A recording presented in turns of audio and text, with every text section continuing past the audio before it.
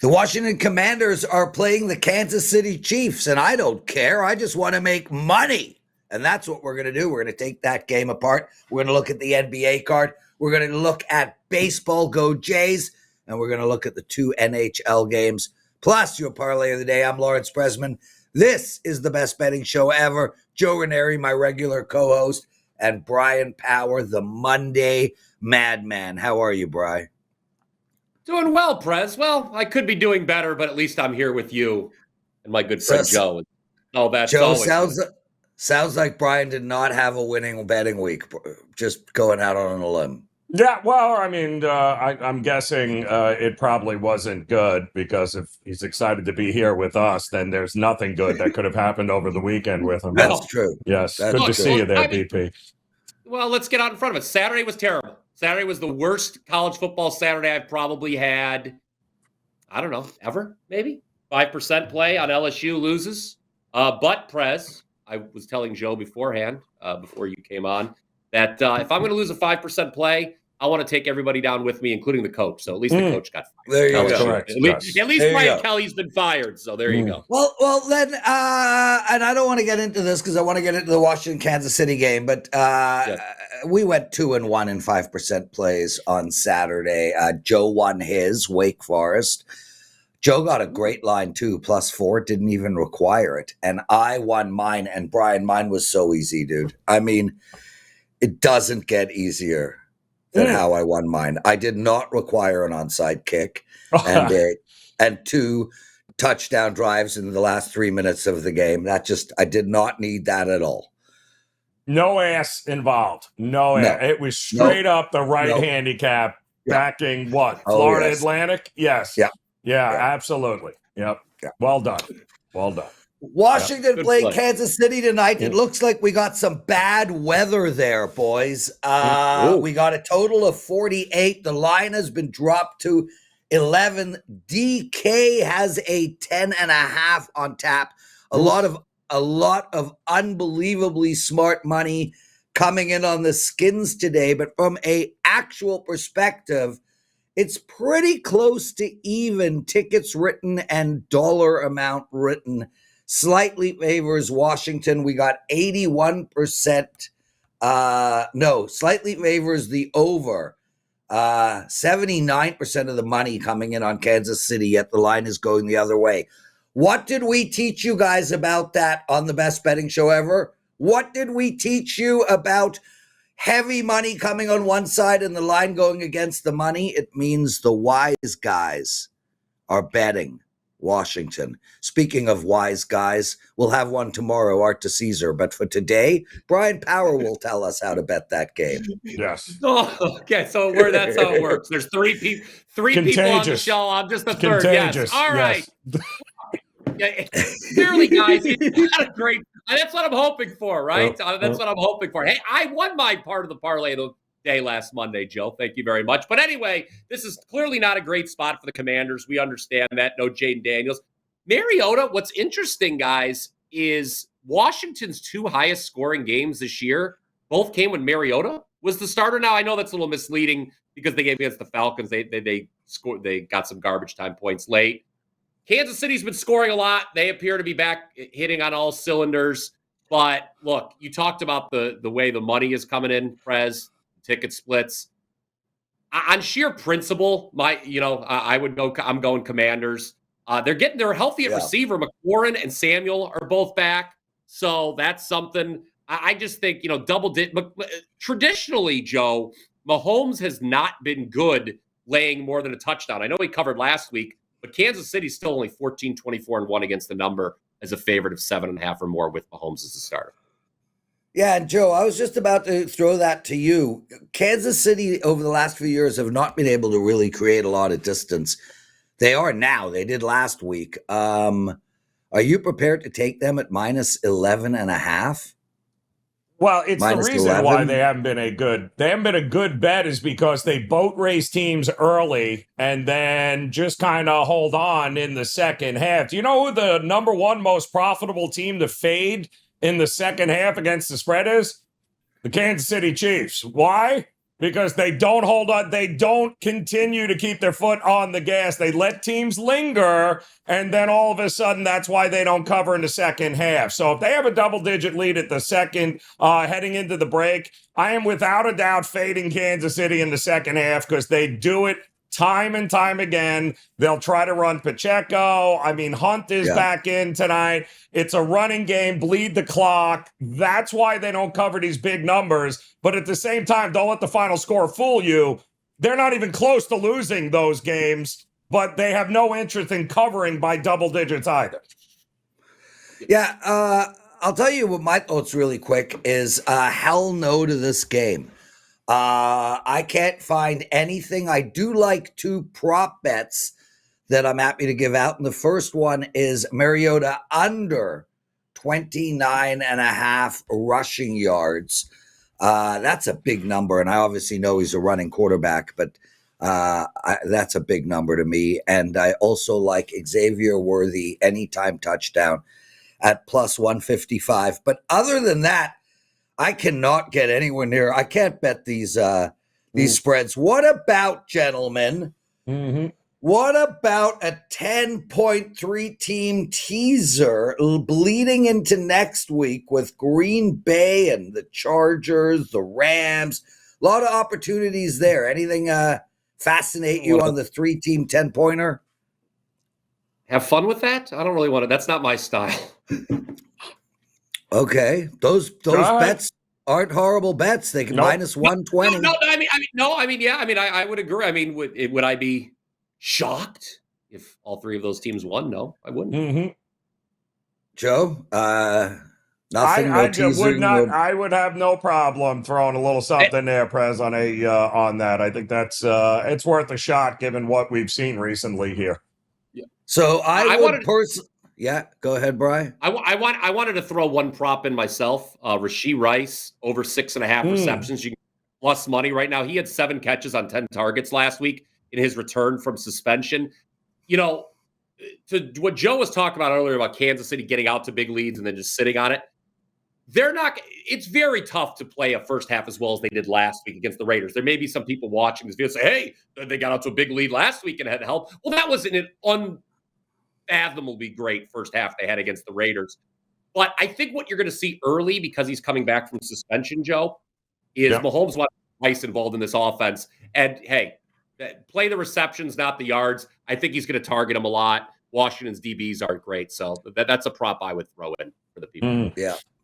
What did we learn in the NFL or college football this past week, Brian? I will go to you, but I do want to say parity in the NFL is not as big a thing as everybody thinks. We had a whole lot of -7s, -7.5s this past week. Other than Atlanta, I think most of them blew their opponents out. There are some really bad teams in this league and some really good teams in this league. I know you have stuff to talk about, Brian. Then I also want to ask you guys what you think of the Pittsburgh Steelers. But Brian, go ahead. You first.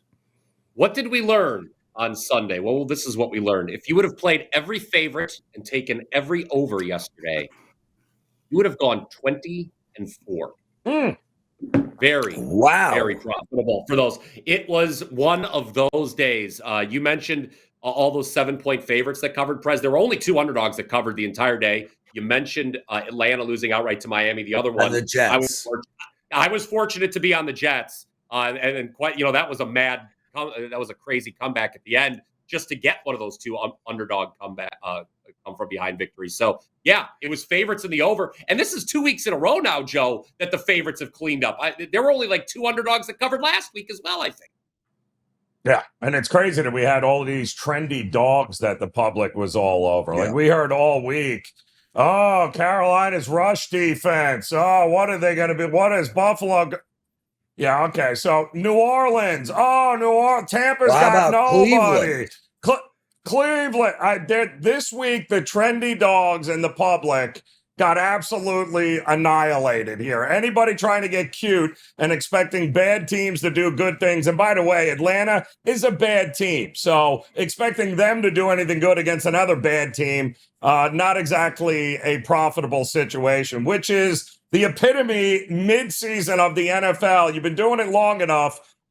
these weeks happen right around this time each and every year where the trend of public thinks they have figured out the dog angle. And surprise, no, they're bad for a reason. Yeah, they're bad for a reason. The minute you think you have figured out sports betting, stop. Yep. Fade your own concepts. Correct. You guys are watching the best betting show ever. Hit that like button, subscribe to our channel. Make sure to comment. Bryan Power is on the show today. He has bangs. I make fun of him. Use the word bangs as your word of the day. So there you go. Bryan and Joe, let's talk just a couple of quick teams on what did we learn. I know you mentioned Atlanta, Bryan. Joe, they're going to New England next week. How good are the Pats? How bad are the Steelers, Bryan? How good are the Pats? I think they're very good. Now, keep in mind that they've benefited from a pretty weak schedule. But, I mean, they're doing what they need to do. They can't run the ball, but Drake May is great. How bad are the Steelers? I don't know if they're bad. It's very interesting, though, guys. I believe as of this morning, the Baltimore Ravens are now favored to win the AFC North despite a 2-5 record. So that should tell you something about what others think how that division is going to go.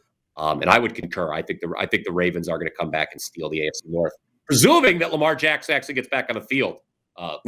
Is Buffalo going to get the AFC East, or is it going to be this New England Patriots team?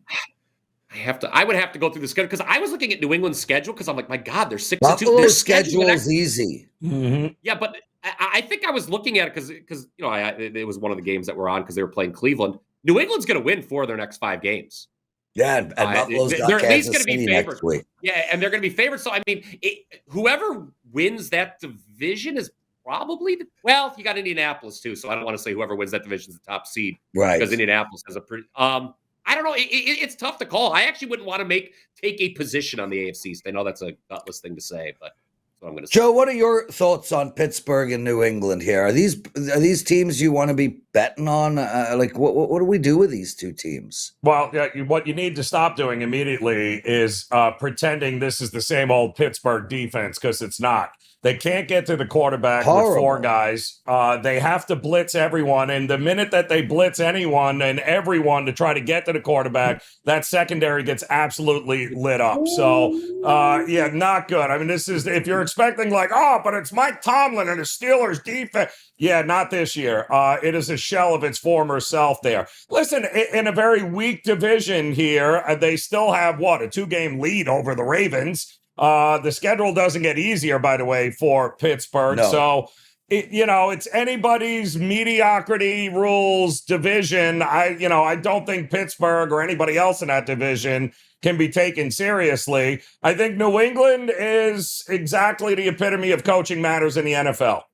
I don't know what else to say. I mean, Harbaugh, what Vrabel's done there is crazy. Yeah, it's unbelievable. But ultimately, if you've noticed, there's one very big thing sticking out to me about Buffalo and the way they're playing football this year and how they built this team.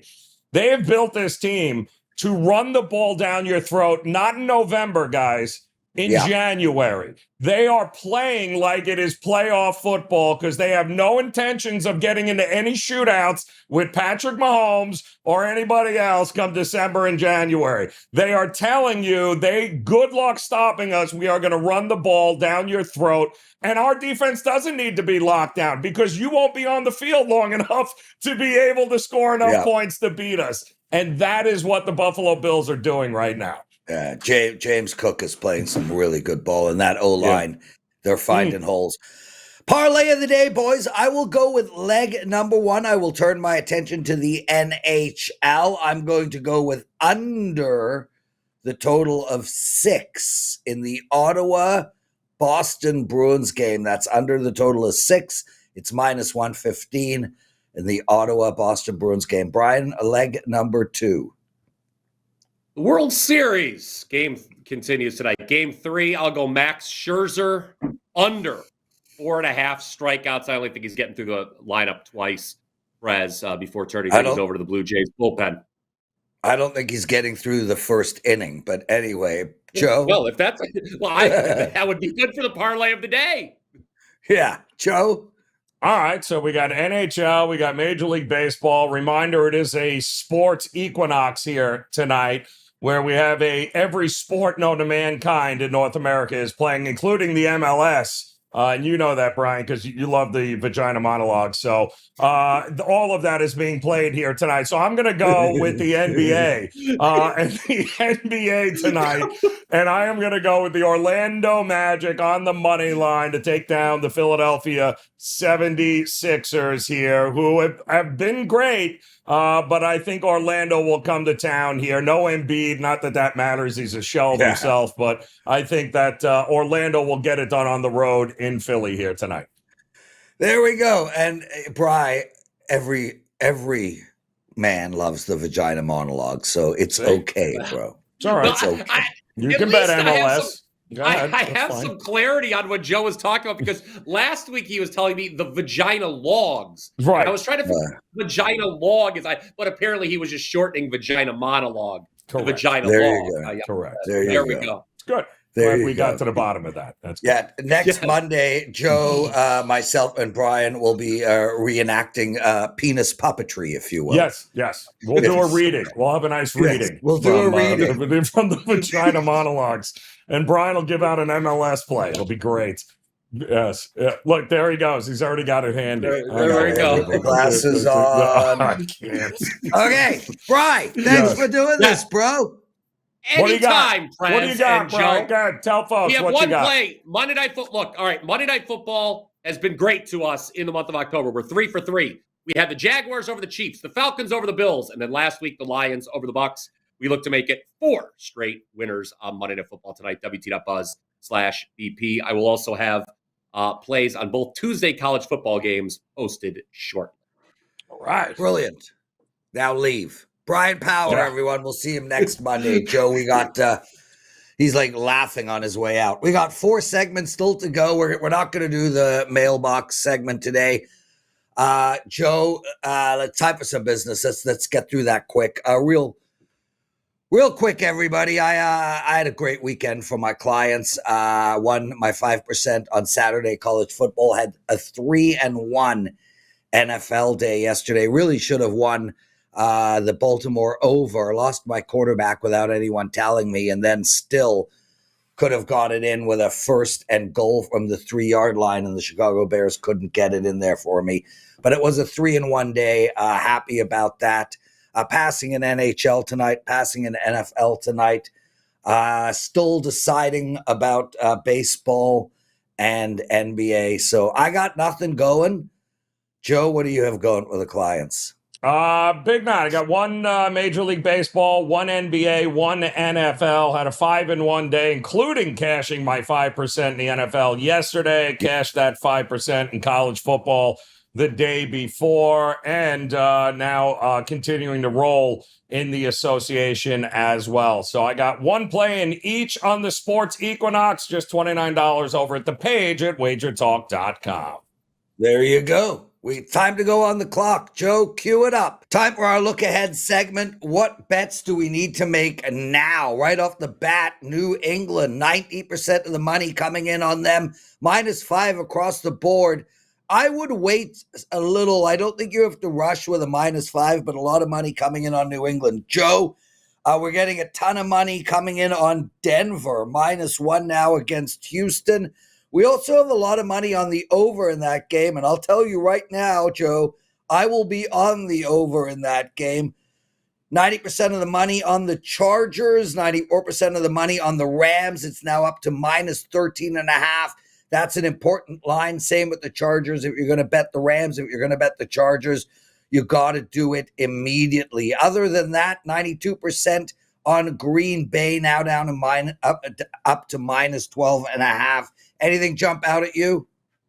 Yeah, no, I mean, to me, Prez, there's a lot of stuff happening now. We're in the week 10 of the college football season, and a couple of games that jumped off the page to me right off the bat. Big line movement here on the midweek game, the early game this week, Thursday, I believe, with Tulane and UTSA. Opened up 5.5 for Tulane, now down to 3.5. So those two teams had off last week, Prez. So the fact that we had that much money come in to move this line to 2.5 points, the public certainly out of sight, out of mind, but that hasn't stopped the pros from taking UTSA. And keep an eye on this Vanderbilt, Texas line, because the status of Arch Manning is still up in the air. He was knocked out in overtime with that concussion late in that game yesterday against Mississippi State. So there's no word on whether he's going to be good or not good, Prez. So keep an eye on the status of Arch Manning. That's going to determine what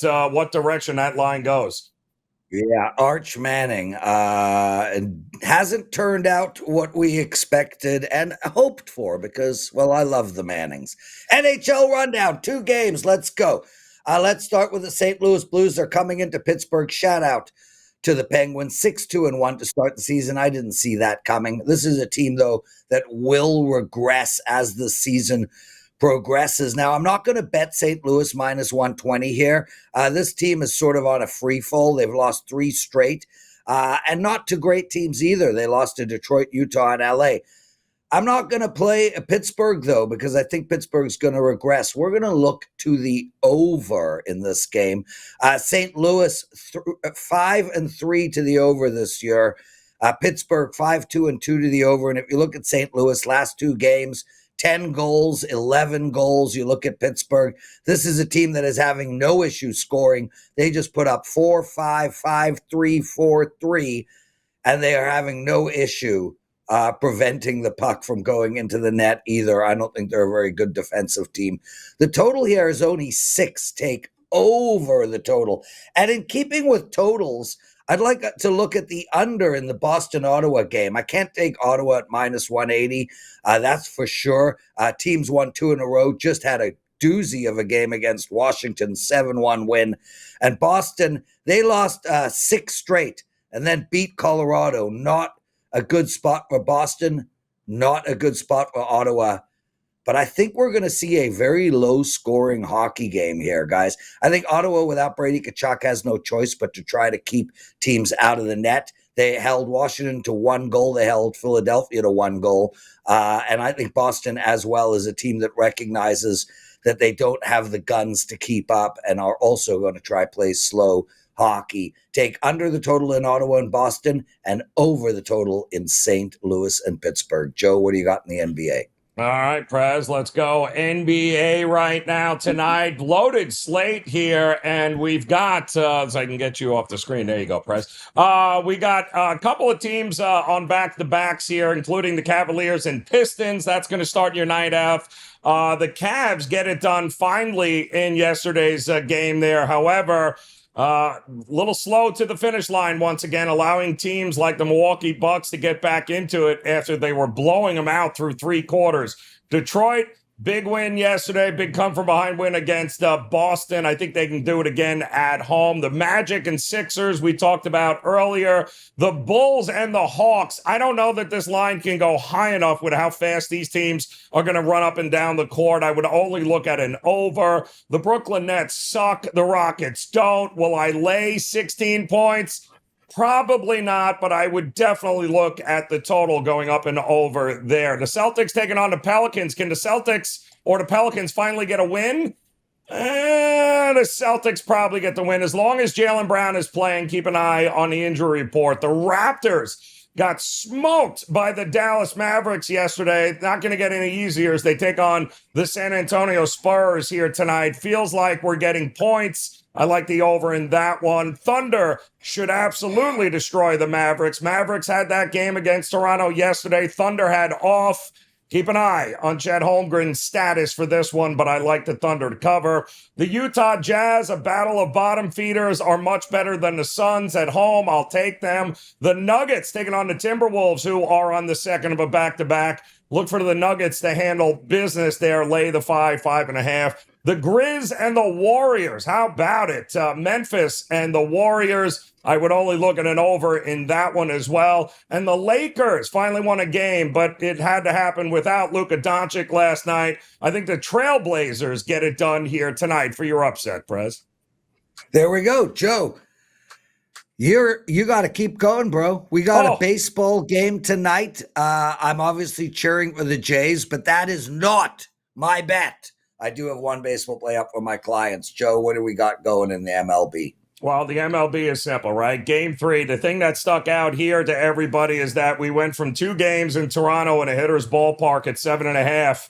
Now we're looking at 8.5. This opened up at 8. We're seeing 8.5s across the board. The over money, I don't think that's coming in because they expect Tyler Glass now all of a sudden to self-implode here. But it is telling, outside of that one big inning, the 6th inning in game 1, neither of these two teams have necessarily been over teams. It was that one big inning in game 1 that has kind of led everyone to believe that both these lineups are going to crush the ball. They haven't done so already. So it is a bit artificially inflated here, Prez, but ultimately, I think if you like the Dodgers, you don't want to lay the $2. However, there are other ways to look at that game. Maybe a team total for the Dodgers or the Toronto Blue Jays could be in effect there. But ultimately, trusting Max Scherzer in this spot, Prez, is not something I would do. But Tyler Glass now has been absolutely lights out. I expect him to get more strikeouts than one Max Scherzer here tonight. So I might be looking under 4.5 Ks, I think, is the Scherzer prop. And that is the way I would look there for props here tonight. But ultimately, it's the Dodgers game to lose as far as I'm concerned. And hopefully, just hopefully, for those that are betting the over, you get enough runs to do just that in this game here tonight. Joe Raineri, awesome. What a show. I love having Bryan with us. Guys, please comment in that comment section. We're going to read a whole bunch of your comments tomorrow on Tuesday's show. Art to Caesar will be back. Joe, I know you got yourself a busy day. Kick ass. Hope you win tonight, and we'll see you tomorrow. Lots of love, everybody. Thanks for watching the best betting show ever.